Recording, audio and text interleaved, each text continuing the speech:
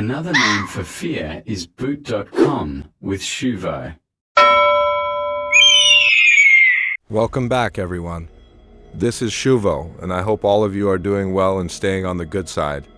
I'm doing fine too, also on the good side. Today's episode is for those who want to get lost in a world of fear. I hope you'll listen from beginning to end.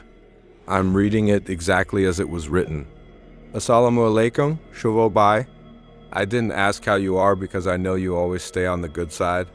I'm Mohammad Jihad Ali, speaking from Pabna district, Bangladesh. He wrote a lot more, but let's skip that and go straight to the story.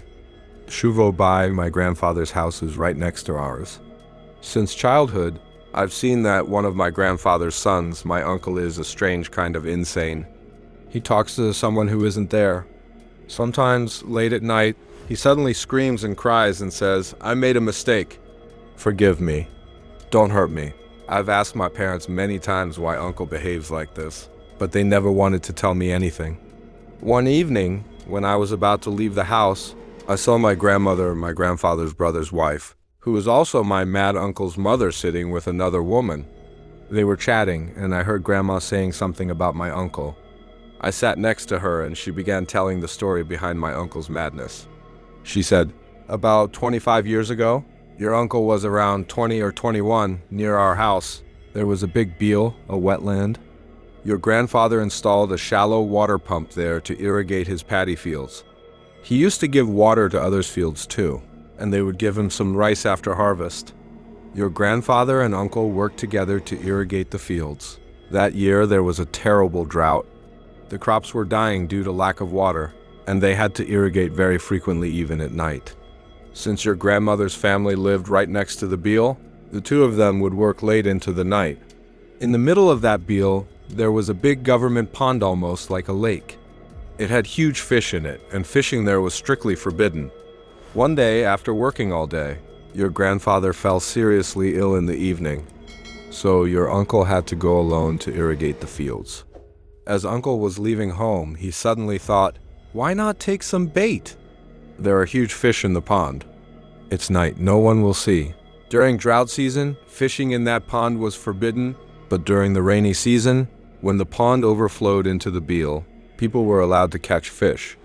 Uncle had always been brave, so he carried the bait and left. Around 8 p.m., he reached the beel and started the water pump. He decided to wait until the night grew deeper so no one would catch him fishing. Around 11 p.m., he went toward the pond's bank with the bait. As he reached the edge, he saw a black fox staring at him with fiery, glowing eyes. Uncle thought, well, fox eyes glow at night normal, but the fox just kept staring at him without moving. Uncle had a flashlight with him. He turned it on and started fishing, catching a few types of fish like shal and taki. But whenever he looked back, he saw the fox still staring with those burning eyes. Suddenly, he spotted a giant bullfish floating belly up in the water. Usually this happens when the fish are carrying eggs. But the strange thing was the white. Part of its belly was glowing, with a bright light. Seeing that, Uncle got excited and struck the fish with his bait hook. Under the flashlight, he could see he had hit it.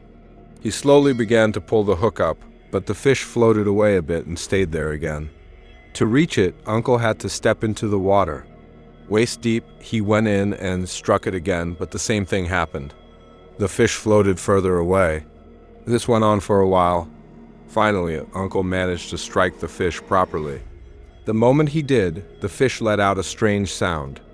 Instantly, a violent storm-like wind began blowing around him. The foxes howled in a terrifying way, and an invisible force started drowning him in the pond. Suddenly, that invisible force let go. Uncle somehow got up and saw the black foxes still staring at him. Terrified, he ran toward home, but the foxes and some other figures kept following him. He reached the yard of the house and collapsed, screaming for Grandma. Hearing him, everyone ran outside.